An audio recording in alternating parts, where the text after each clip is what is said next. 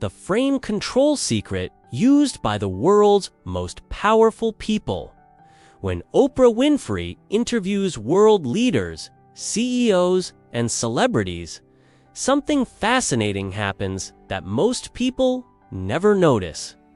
Within the first 30 seconds of conversation, she establishes what psychologists call conversational dominance, without ever raising her voice or asserting authority.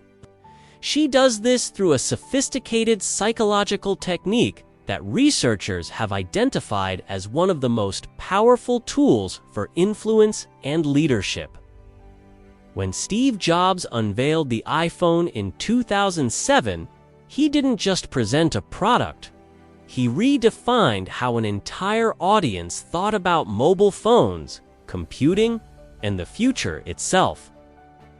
Before his presentation, people saw phones as communication devices. After 90 minutes, they saw them as revolutionary, life-changing technology. This wasn't marketing genius or charismatic speaking. This was the systematic application of what communication researchers call frame control. Frame control is the ability to define how others interpret reality, make decisions, and understand situations. It's not manipulation or coercion. It's the sophisticated skill of presenting information, context, and perspective in ways that guide thinking toward optimal outcomes. And the research reveals something shocking. This isn't a natural talent that some people are born with. It's a learnable set of communication principles that can be studied, practiced, and mastered. Today, I'm going to reveal the psychological mechanisms behind frame control, how the world's most influential people use these techniques, and most importantly, how understanding these principles can transform your ability to communicate effectively, lead with confidence, and influence outcomes in every area of your life. But I need to be clear about something from the start. This video explores communication psychology and influence techniques based on legitimate research. But these principles can be misused to manipulate others or gain unfair advantages. The goal here is to help you understand how influence works so you can communicate more effectively and recognize when others might be using these techniques inappropriately. Ethical communication means using influence to create mutual benefit, not to exploit or deceive others. Scientific disclaimer: this content is for educational purposes only and focuses on communication, psychology, and social influence research. The techniques discussed should be used ethically and responsibly in appropriate contexts. This is not intended as psychological advice or therapy. Communication effectiveness varies based on many factors, including cultural context, individual relationships, and specific situations. The goal is to improve understanding of influence dynamics, not to enable manipulation or unethical behavior toward others. The science of reality construction. Before we explore how powerful people use frame control, you need to understand something fundamental about human psychology. Reality isn't objective. What we call reality is actually a constant process of interpretation, and the person who controls that interpretation process holds extraordinary influence over outcomes, decisions, and behaviors. Dr. Daniel Kahneman's Nobel Prize-winning research on framing effects revealed something that shattered assumptions about rational decision-making. When people were told that a medical treatment had a 90% success rate, they chose it overwhelmingly. When the same treatment was described as having a 10% failure rate, significantly fewer people selected it. Same facts, different frames, completely different decisions. This wasn't irrationality or poor thinking. This was human psychology operating exactly as designed. The research goes deeper. Dr. Amos Tversky and Daniel Kahneman's prospect theory demonstrated that humans don't evaluate options objectively. Instead, we evaluate them relative to how they're presented, what they're compared to, and what context surrounds them. The person who controls that context essentially controls the decision-making process without forcing or coercing anyone. Dr. Robert Cialdini's research at Arizona State University on social influence identified that humans use mental shortcuts, called heuristics, to make decisions quickly in complex situations. These shortcuts are predictable, systematic, and incredibly powerful. When someone understands these psychological patterns, they can present information in ways that naturally align with how the human brain processes decisions. But here's what makes frame control so sophisticated. It's not about changing facts or lying about reality. It's about selecting which facts to emphasize, which comparisons to make, and which context to provide. Dr. Chip Heath and Don Heath's research on sticky ideas shows that information presented within compelling frames is remembered better, believed more readily, and acted upon more frequently than the same information presented without strategic framing. The neuroscience behind this is fascinating. Dr. Antonio Damasio's research on decision-making revealed that emotions, not logic, drive most human choices. The prefrontal cortex, responsible for rational analysis, is heavily influenced by the limbic system, which processes emotional responses to information. Frame control works because it influences the emotional interpretation of facts before rational analysis begins. Dr. George Lakoff's research on conceptual metaphors at UC Berkeley shows that humans understand complex concepts through mental frameworks called frames. These frames aren't conscious choices, but automatic cognitive structures that organize how we interpret information. When someone presents information within a specific frame, they're essentially providing the mental structure that others will use to understand and evaluate that information. Consider how this plays out in real-world situations. When a business leader describes layoffs as right-sizing for future growth rather than firing people to cut costs, they're using the same facts within different frames. The first frame emphasizes optimization and positive outcomes. The second emphasizes loss and negative consequences. Both descriptions might be factually accurate, but they create completely different emotional and logical responses. Dr. Shelley Chaikin's research on systematic versus heuristic processing reveals that people have two modes of evaluating information: careful analytical thinking and quick intuitive judgments. Frame control is particularly powerful because it influences both modes simultaneously.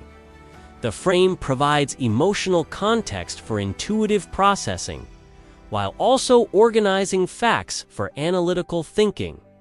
The elite understand that influence isn't about overwhelming people with facts or using emotional manipulation.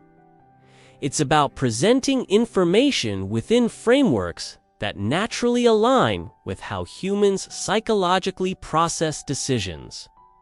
This creates what researchers call voluntary compliance. where people choose actions that benefit both themselves and the frame setter. Dr. Richard Petty and John Cacioppo's elaboration likelihood model explains why frame control is more effective than traditional persuasion techniques. Instead of trying to change people's minds through arguments, frame control provides the mental structure people use to make up their own minds. This creates stronger commitment to decisions because people feel they've reached conclusions independently. What makes this even more powerful is that effective frame control is often invisible to the people experiencing it. They don't feel manipulated or coerced because they're not being pushed toward decisions. Instead, they're being provided with frameworks that make optimal decisions feel natural, logical, and beneficial. The research consistently shows that frame control works across cultures, personality types, and intelligence levels because it operates at the fundamental level of human cognition. We all use frames to interpret reality. The question isn't whether frames will be used, it's who will set them and whether they'll be set skillfully and ethically. Understanding frame control is essential not just for using these techniques effectively, but for recognizing when others are using them on you. The most sophisticated forms of influence are often the least obvious, and awareness of these patterns is your best protection against unethical manipulation, while enabling you to communicate with greater effectiveness and clarity. The anatomy of conversational power. When two people enter a conversation, something invisible but crucial happens within the first few seconds. They establish what researchers call conversational hierarchy. One person's perspective, assumptions, and priorities become the framework through which the interaction proceeds. The person who establishes this framework doesn't just influence the conversation. They essentially control how both parties interpret what happens next. Dr. Deborah Tannen's sociolinguistic research at Georgetown University revealed that every conversation contains what she calls meta-messages, communications about the relationship and power dynamics between speakers that occur, alongside the actual content being discussed. These meta-messages determine who asks questions versus who answers them, whose assumptions go unchallenged, and whose priorities guide the interaction's direction. The most sophisticated communicators understand that conversational power isn't about speaking louder, talking more, or asserting authority directly. It's about structuring interactions so that others naturally defer to your perspective, while feeling respected and heard. Dr. Robin Lakoff's research on linguistic politeness shows that true conversational influence comes from creating frameworks where others want to adopt your viewpoint rather than feeling forced to accept it. Watch how this works in practice. When Bill Gates appears on financial news programs, he doesn't begin by defending Microsoft's stock performance or addressing critics' concerns. Instead, he immediately establishes a frame focused on long-term technological innovation and global problem-solving. Within minutes, interviewers find themselves asking about his philanthropic initiatives and vision for the future rather than short-term business challenges. Gates has redirected the entire conversation toward his areas of expertise and passion without dismissing anyone's questions. Dr. Irving Goffman's research on interaction ritual identified that conversations follow predictable patterns where participants negotiate social positioning, credibility, and influence through subtle, verbal, and nonverbal cues. The person who masters these patterns can guide interactions toward favorable outcomes while maintaining positive relationships with all parties involved. This happens through what Dr. Paul Grice calls conversational implicature. The meanings conveyed indirectly through how things are said rather than what's explicitly stated. When someone responds to a question by asking a related but different question, they're not avoiding the original question. They're reframing the entire conversation toward territory where they have greater expertise and control. Elon Musk demonstrates this principle consistently in media appearances. When journalists ask about Tesla's production delays or financial challenges, he often responds by discussing the importance of sustainable transportation and humanity's future on Mars. He doesn't ignore their questions, but he places them within much larger contexts that make his company's work seem historically significant rather than just business ventures facing typical challenges. The neuroscience behind conversational power involves what Dr. Uri Hassan calls neural coupling. When people communicate effectively, their brain activity literally synchronizes, with the listener's neural patterns beginning to mirror the speaker's. The person who initiates this synchronization essentially becomes the neurological leader of the interaction, with others unconsciously aligning their mental processes to match. Dr. Amy Cuddy's research on presence shows that conversational power stems from what she calls personal power, the confidence that comes from feeling authentic and aligned with your values. Combined with social power, the ability to influence others, states, and behaviors through strategic communication. The most effective frame control happens when both elements work together. This is why authentic frame control is more powerful than manipulative techniques. When someone genuinely believes in their perspective and communicates from a place of sincere conviction, they naturally influence others to consider their viewpoint seriously. Dr. Brown's research on vulnerability reveals that authentic communication, combined with strategic framing, creates deeper influence than either authenticity or strategy alone. The elite also understand what Dr. Robert Cialdini calls the contrast principle. By presenting their preferred options alongside carefully chosen alternatives, they make their recommendations appear more attractive without directly criticizing other choices. This creates what researchers call anchoring effects, where initial comparisons influence all subsequent evaluations. Warren Buffett uses this technique masterfully in his annual letters to Berkshire Hathaway shareholders. Instead of simply reporting financial results, he consistently frames Berkshire's performance against various market indices, peer companies, and historical benchmarks that make the company's achievements appear exceptional. Readers aren't just getting financial data. They're receiving interpretation frameworks that guide their understanding of that data. The most sophisticated aspect of conversational power is what Dr. Roger Fisher calls separating positions from interests. Elite communicators don't argue for their specific solutions directly.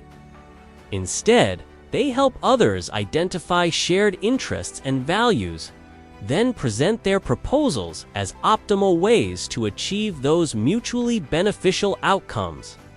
This transforms potential conflicts into collaborative, problem-solving sessions. Understanding conversational power dynamics is crucial because these patterns operate in every human interaction, from job interviews and salary negotiations to family discussions and social gatherings. The person who understands these dynamics isn't manipulating others. They're communicating more effectively and creating better outcomes for everyone involved. The elite's reality-shaping techniques. The world's most influential people don't just communicate effectively. They systematically reshape how others understand reality itself. This isn't about deception or manipulation. It's about the sophisticated application of what psychologists call cognitive reframing and contextual priming to guide thinking toward optimal interpretations of complex situations. When Jeff Bezos faced criticism about Amazon's workplace culture, he didn't defend existing policies or deny problems. Instead, he reframed the entire discussion around Amazon's mission of becoming Earth's most customer-centric company and how that mission requires high-performance standards. Suddenly, workplace intensity wasn't about poor management, but about serving customers better.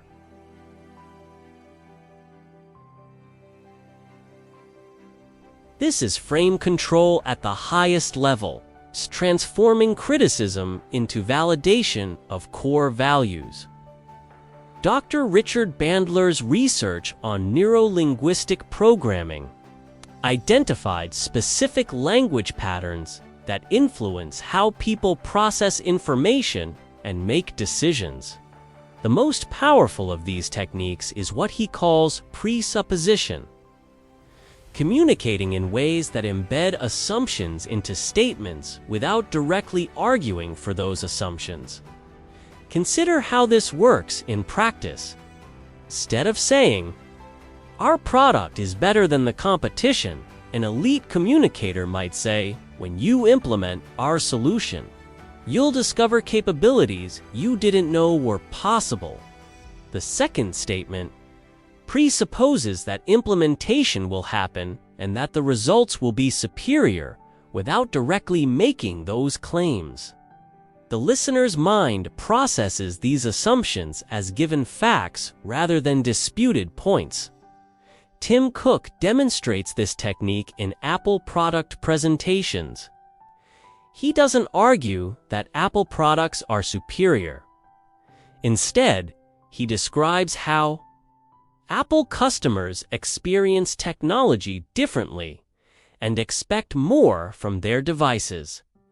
These statements presuppose that Apple users are more sophisticated and that Apple products meet higher standards, without directly claiming superiority over competitors.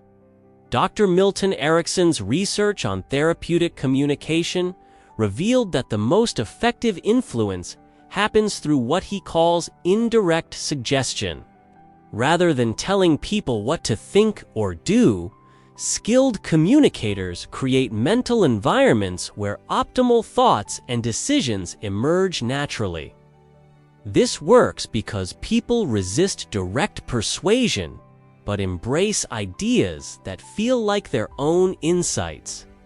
The elite also master what Dr. Daniel Kahneman calls availability heuristics, the tendency for people to judge probability and importance based on how easily examples come to mind. By strategically sharing stories, examples, and case studies, they make their preferred outcomes seem more likely and desirable without presenting statistical arguments. When Warren Buffett discusses investment philosophy, he doesn't cite academic research or complex financial theories. Instead, he tells stories about successful investments, companies he admires, and business leaders he respects. These narratives make value investing seem natural and obvious rather than one strategy among many alternatives. Listeners remember the stories and unconsciously use them as mental models for their own decision-making. Dr. Shelley Chackin's research on heuristic processing shows that people often make decisions based on simple rules of thumb, rather than careful analysis of all available information. Elite communicators understand these heuristic patterns and present information in ways that trigger beneficial mental shortcuts. One of the most powerful techniques is what Dr. Robert Cialdini calls social proof, the tendency for people to follow others' behavior when uncertain about correct actions. Instead of arguing for their positions directly, elite communicators demonstrate that reasonable, successful people already embrace those positions. Oprah Winfrey uses this technique masterfully in her interviews and media recommendations. She doesn't argue that people should read certain books or adopt particular lifestyle changes. Instead, she shares how these choices have impacted her life and the lives of people she respects. Viewers naturally think, if someone as successful as Oprah finds this valuable, maybe I should consider it too. The most sophisticated practitioners also understand what Dr. Amos Tversky called loss aversion, the psychological principle that people feel losses more intensely than equivalent gains. They frame their recommendations not just in terms of benefits to be gained, but also in terms of opportunities that might be lost through inaction. Elon Musk frequently uses this technique when discussing sustainable transportation and space exploration. He doesn't just describe the benefits of electric vehicles and Mars colonization. He also discusses the risks of continuing to rely on fossil fuels and remaining a single-planet species. This dual framing makes his projects seem not just beneficial, but urgently necessary. Dr. Daniel Gilbert's research on effective forecasting reveals that people are poor at predicting how future events will make them feel. Elite communicators leverage this by helping others imagine positive emotional states associated with their recommendations, while downplaying potential negative consequences through strategic comparison and context. The key to ethical frame control is what Dr. Stephen Covey calls win-win thinking, structuring interactions so that all parties benefit from the outcomes being promoted. The most effective frames aren't deceptive, but genuinely helpful, providing better ways for people to understand complex situations and make beneficial decisions. Understanding these reality-shaping techniques isn't about becoming manipulative. It's about communicating more effectively, helping others make better decisions, and creating outcomes that benefit everyone involved. The elite haven't gained their influence through deception, but through sophisticated understanding of how human psychology processes information and makes choices. When you understand these patterns, you become both a more effective communicator and a more discerning recipient of others' influence attempts. This knowledge helps you recognize when frames are being set ethically versus manipulatively, and empowers you to participate in conversations from a position of greater awareness and strength. The psychology of assumption management. One of the most powerful secrets of elite communicators is their mastery of what psychologists call assumption management. The ability to guide others toward beneficial assumptions without explicitly stating those assumptions. This technique is so subtle that people often don't realize their thinking has been influenced. Yet it's more effective than direct persuasion because it leverages the human mind's natural tendency to fill in gaps with favorable interpretations. Dr. Daniel Kahneman's research on cognitive biases revealed that humans don't process information objectively.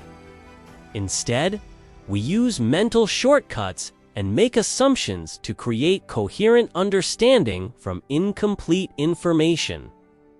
The person who understands these patterns can provide just enough context to guide others toward optimal assumptions while allowing them to feel they've reached conclusions independently. When Steve Jobs introduced new Apple products, he rarely made direct comparisons to competitors or explicit claims about superiority. Instead, he would describe Apple's design philosophy, attention to detail, and user experience focus in ways that made competitors' approaches seem obviously inferior by comparison. He managed assumptions by providing frameworks that made his preferred conclusions seem inevitable rather than argued. This works through what Dr. Elliot Aronson calls cognitive dissonance reduction.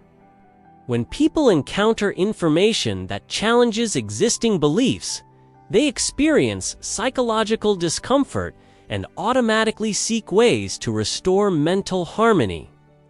Skilled communicators present information that creates mild dissonance with suboptimal assumptions, while providing easy paths toward more beneficial interpretations. The neuroscience behind assumption management involves what Dr. Chris Frith calls predictive processing. The human brain constantly generates predictions about what will happen next based on current information and past experience. When someone provides strategic context, they influence the brain's prediction algorithms, essentially programming others to expect favorable outcomes. Consider how this works in business negotiations. Instead of arguing for specific terms, elite negotiators might say something like, "Of course, we both want agreements that work well for everyone over the long term." This statement doesn't specify what terms would be fair, but it establishes assumptions about mutual benefit and long-term thinking. That guides subsequent discussions toward more collaborative solutions. Dr. Ellen Langer's research on mindfulness revealed that people often operate on autopilot, making decisions based on automatic assumptions rather than careful consideration. The most effective influence happens when communicators help others become aware of limiting assumptions, while providing alternative frameworks for understanding situations. Warren Buffett demonstrates this technique in his investment communications. Rather than directly criticizing short-term trading or market speculation, he discusses the benefits of buying wonderful companies at reasonable prices and holding forever. These statements create assumptions about optimal investment approaches without directly attacking alternatives, making his philosophy seem wise rather than argumentative. The elite also master what Dr. Richard Nisbett calls attribution management, influencing how others interpret the causes of events and outcomes. By providing context that guides causal attributions, they shape not just what people think, but how people think about thinking itself.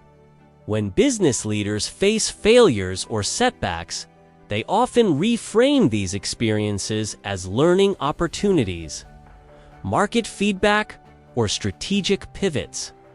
This isn't denial of problems, but strategic management of how those problems are interpreted. Instead of viewing setbacks as evidence of poor leadership, people interpret them as signs of adaptability and growth mindset.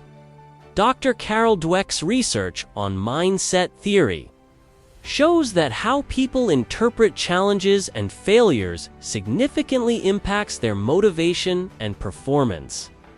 Leaders who manage assumptions about setbacks create environments where others maintain confidence and continue taking productive risks rather than becoming risk-averse and defensive. The most sophisticated assumption management happens through what Dr. Amos Tversky called anchoring effects. By strategically introducing initial reference points, communicators influence all subsequent evaluations and comparisons. The key is choosing anchors that make preferred outcomes seem reasonable and beneficial rather than extreme or self-serving. When Oprah Winfrey recommends books, lifestyle changes, or personal development practices, she often begins by sharing her own struggles and growth experiences. This creates assumptions that she understands difficulties personally and that her recommendations come from genuine caring rather than commercial motives. Audiences naturally assume her suggestions will be helpful because they trust her intentions and relate to her experiences. Dr. Susan Fisk's research on social cognition reveals that people make rapid judgments about others' competence and trustworthiness based on minimal information.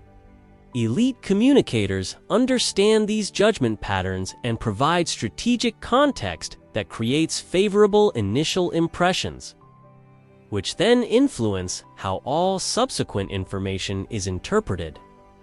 The ethical application of assumption management requires what Dr. Marshall Rosenberg calls nonviolent communication, ensuring that the assumptions you re-encouraging align with others' genuine interests and values rather than just your own preferences.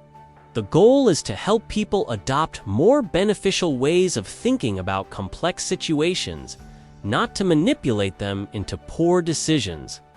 Understanding assumption management is crucial because these patterns operate constantly in human communication. Every conversation involves assumptions about others' motivations, the meaning of events, and the likely outcomes of different choices. The person who understands these dynamics can communicate more effectively while also recognizing when others might be managing their assumptions inappropriately. This knowledge transforms you from a passive recipient of others' frames into an active participant who can evaluate assumptions critically and make decisions based on your own values and interests rather than just the mental frameworks others provide. The neuroscience of influence resistance. Understanding frame control isn't just about becoming more influential. It's about developing what researchers call influence literacy, the ability to recognize when others are using sophisticated persuasion techniques and maintain your autonomous decision-making capacity.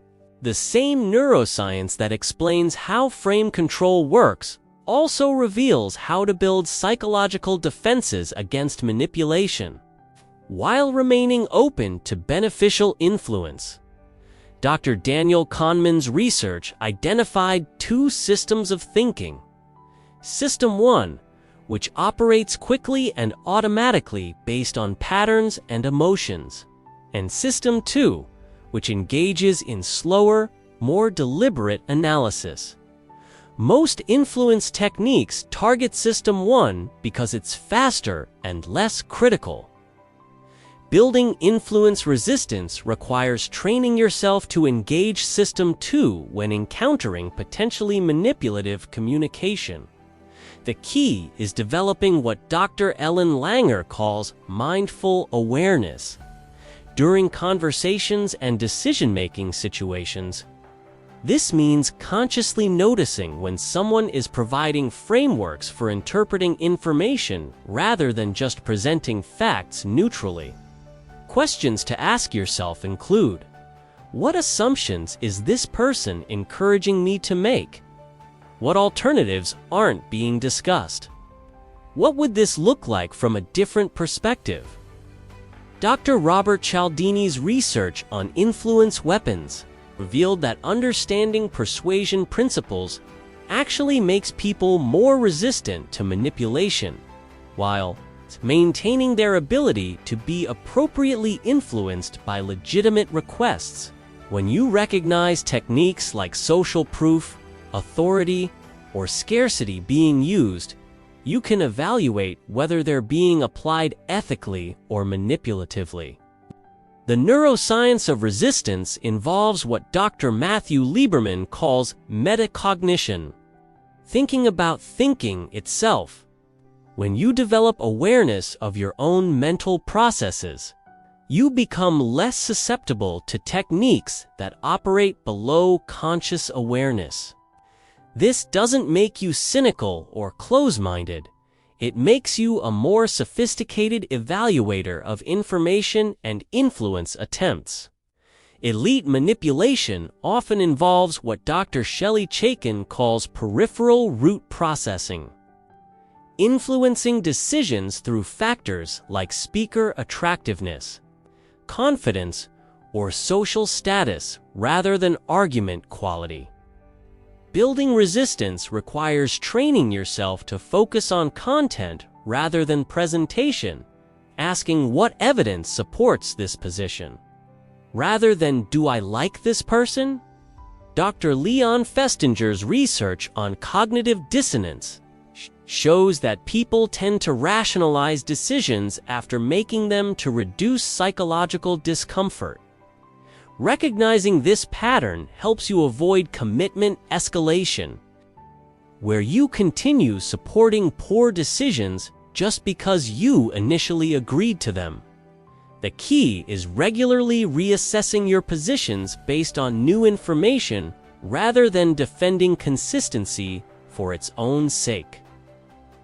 One of the most important resistance skills is what Dr. Daniel Gilbert calls a prospective hindsight, imagining how you'll feel about decisions in the future rather than just how they seem in the present moment. Frame control often works by making short-term benefits seem more important than long-term consequences. Resistance requires maintaining broader temporal perspectives. Dr. Sheena Iyengar's research on choice architecture reveals that how options are presented dramatically influences selections, even when all alternatives remain available. Building resistance means actively generating additional options rather than just choosing among those presented. Ask yourself, what other possibilities exist that aren't being discussed? The most sophisticated resistance technique is what Dr. Roger Fisher calls principled negotiation, making decisions based on your core values and long-term interests rather than just responding to immediate pressures or opportunities. This requires clarity about your own priorities and the discipline to maintain those priorities even when others present compelling alternative frameworks. Understanding cognitive biases is crucial for resistance. Dr. Amos Tversky's research on anchoring effects shows that initial information heavily influences subsequent judgments, even when that information is irrelevant. When someone provides specific numbers, comparisons, or examples early in a conversation, consciously consider alternative anchors that might lead to different conclusions. Dr. Barry Schwartz's research on choice overload reveals that having too many options can impair decision-making quality. Sophisticated influencers sometimes present numerous alternatives to create confusion, then offer to simplify choices in ways that benefit their interests. Resistance requires taking time to evaluate options systematically rather than accepting shortcuts when feeling overwhelmed. The goal isn't to become suspicious of all influence attempts, but to develop discernment about when influence is being used ethically versus manipulatively. Ethical influence helps you make better decisions aligned with your values. Manipulative influence encourages decisions that primarily benefit the influencer at your expense. Building influence resistance also requires developing what Dr. Albert Bandura calls self-efficacy, confidence in your ability to make good decisions independently. When you trust your own judgment and decision-making processes, you're less likely to defer automatically to others' frameworks and more likely to evaluate influence attempts critically.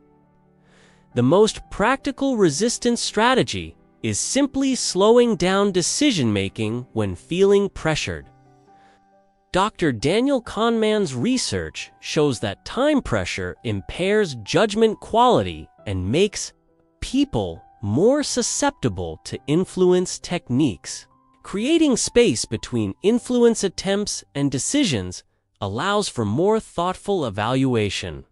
Ethical frame control, mastery. Now that you understand the psychology and neuroscience behind frame control, the crucial question becomes, how do you develop these skills ethically and use them to create positive outcomes for everyone involved? The difference between manipulation and ethical influence lies not in the techniques themselves, but in the intention behind their use and the outcomes they create. Dr. Stephen Covey's research on principle-centered leadership provides the foundation for ethical frame control. Seek first to understand, then to be understood. Before attempting to influence others' perspectives, genuinely understand their needs, values, and concerns. Ethical frame control helps people achieve their own goals more effectively, rather than manipulating them into serving your interests exclusively. The first principle of ethical application is what Dr. Marshall Rosenberg calls needs-based communication. Instead of trying to convince people to accept your preferred solutions, help them clarify what they're actually trying to accomplish. Then frame your suggestions as ways to meet those needs rather than as positions you want them to adopt.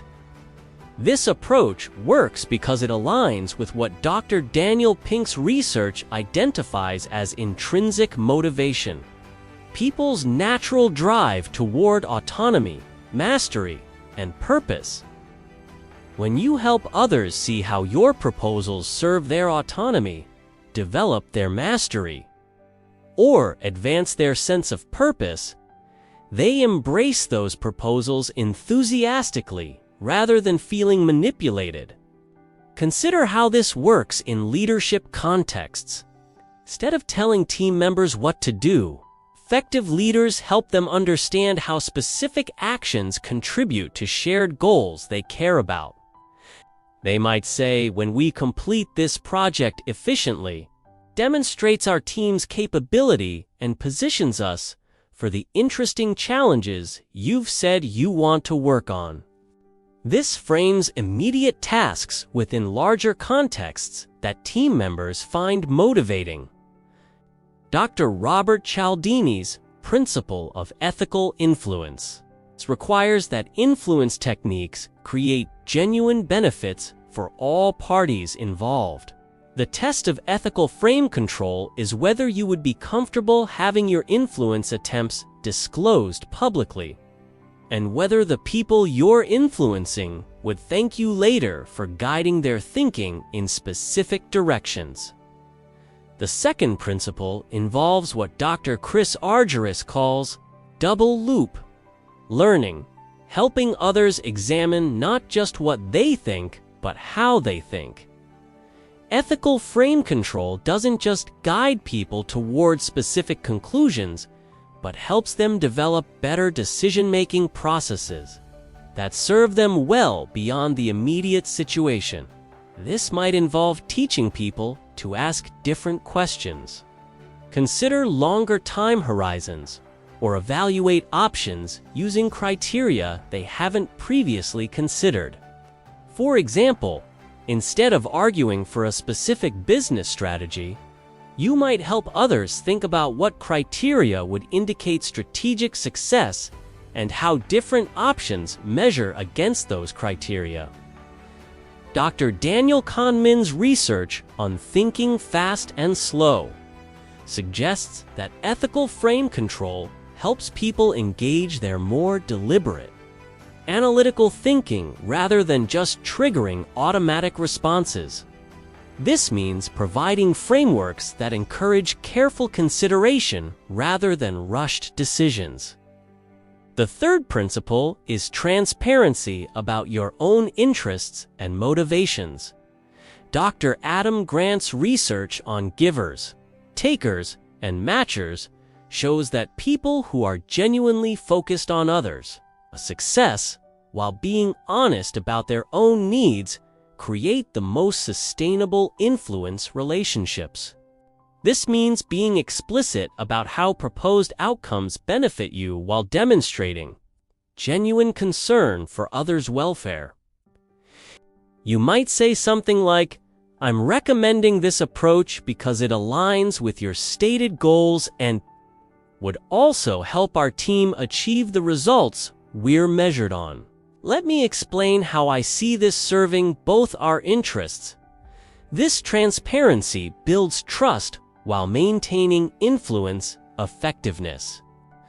Dr. Amy Cuddy's research on presence reveals that authentic influence comes from alignment between your values, words, and actions.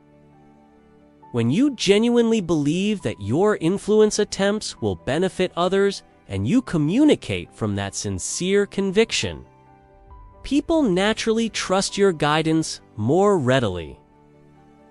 The fourth principle involves what Dr. Peter Senge calls systems thinking, helping others understand the broader contexts and long-term consequences of different choices rather than just focusing on immediate outcomes. Ethical frame control expands rather than narrows people's perspectives. This might involve discussing how decisions affect multiple stakeholders, considering unintended consequences, or exploring how current choices influence future options. The goal is to help people make more informed decisions rather than just decisions that benefit you in the short term. Building ethical frame control skills requires practice in what Dr. Daniel Goleman calls emotional intelligence, awareness of your own motivations and impacts combined with sensitivity to others' emotional states and needs. This means paying attention to how your influence attempts affect others and adjusting your approach when you notice defensive or resistant responses. The most sophisticated ethical application involves what Dr. Edgar Schein calls humble inquiry, asking questions that help others discover insights rather than just presenting your conclusions persuasively. This approach builds others' confidence and capability while achieving your influence objectives. You might ask questions like, what would need to be true for this approach to work well for you? Or how might we modify this plan to address your concerns? These questions engage others as collaborators in solution development rather than targets of persuasion.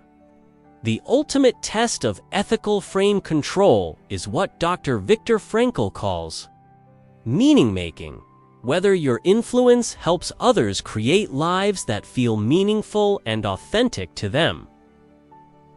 When you use frame control to help people achieve their own definition of success while accomplishing shared objectives, you're practicing influence at the highest ethical level, your frame control mastery journey. Understanding frame control transforms you from someone who simply reacts to others' influence into someone who actively participates in shaping how conversations, decisions, and relationships develop. But like any sophisticated skill, mastering ethical frame control requires systematic practice, and ongoing refinement based on real-world experience and feedback. Your development journey begins with what Dr. Daniel Kahneman calls slow thinking, deliberately analyzing conversations and influence attempts you encounter daily. Start noticing how different people frame information, what assumptions they encourage, and how those frames affect your own thinking and decision-making processes. This awareness is the foundation for both using and resisting frame control effectively. Week 1 should focus on observation and pattern recognition. Pay attention to how media reports frame news stories, how advertisements present product benefits, and how people in your personal and professional life introduce topics and guide conversations. Notice the difference between neutral information sharing and strategic framing designed to influence thinking. Week 2 introduces what Dr. Ellen Langer calls mindful questioning. Instead of automatically accepting the frames others provide, practice asking clarifying questions that reveal assumptions and explore alternatives. Questions like, what other ways could we look at this situation? Or what would we need to believe for this approach to make sense? Help you understand framing attempts while maintaining positive relationships. Week 3 emphasizes ethical application in low-stakes situations. Practice framing your own communications to help others make better decisions aligned with their values and interests. This might involve how you present options to family members, how you discuss projects with colleagues, or how you share recommendations with friends. Focus on creating genuine benefit rather than just getting your way.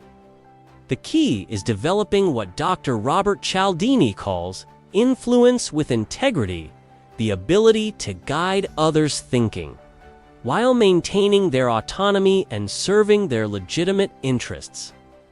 This requires ongoing attention to your motivations and impacts, ensuring that your influence attempts create mutual benefit rather than one-sided advantage. Week 4 should integrate frame control with what Dr. Stephen Covey calls win-win thinking. Practice identifying shared interests and values, then framing proposals and discussions in ways that highlight how different options serve those mutual interests. This approach builds trust while increasing your influence effectiveness. As you develop these skills, remember that mastery comes through what Dr. Anders Ericsson calls deliberate practice, focused attention on specific aspects of performance with regular feedback and adjustment. Pay attention to how others respond to your framing attempts and refine your approach. Based on what works well and what creates resistance or defensiveness, the most important aspect of your development is maintaining what Dr. Carol Dweck calls a growth mindset about communication and influence. View each interaction as an opportunity to practice and improve rather than a test of your current abilities. This perspective encourages experimentation and learning from both successes and mistakes. Advanced mastery involves developing what Dr. Daniel Goleman calls social awareness, sensitivity to others' communication styles, values, and preferences that allows you to adapt your framing approaches for maximum effectiveness and ethical impact. This means learning to present the same core messages within different frameworks that resonate with different audiences. Remember that frame control is ultimately about service rather than dominance. The most sustainable influence comes from helping others achieve their goals while accomplishing your own objectives. When you approach frame control with genuine concern for others' welfare combined with clarity about your own needs, you develop influence that enhances rather than undermines your relationships and reputation. The research consistently shows that people who master ethical frame control report higher job satisfaction, stronger relationships, and greater sense of personal integrity than those who use manipulative techniques or avoid influence altogether. Dr. Adam Grant's studies on givers versus takers demonstrate that individuals who focus on creating value for others while being appropriately assertive about their own needs achieve the most sustainable success over time. Your frame control journey should be measured not just by your ability to influence outcomes, but by the quality of relationships you build and maintain through that influence. The ultimate goal is what Dr. Daniel Siegel calls integration, the ability to honor both your own authentic needs and others' legitimate interests while navigating complex social and professional situations with skill and integrity.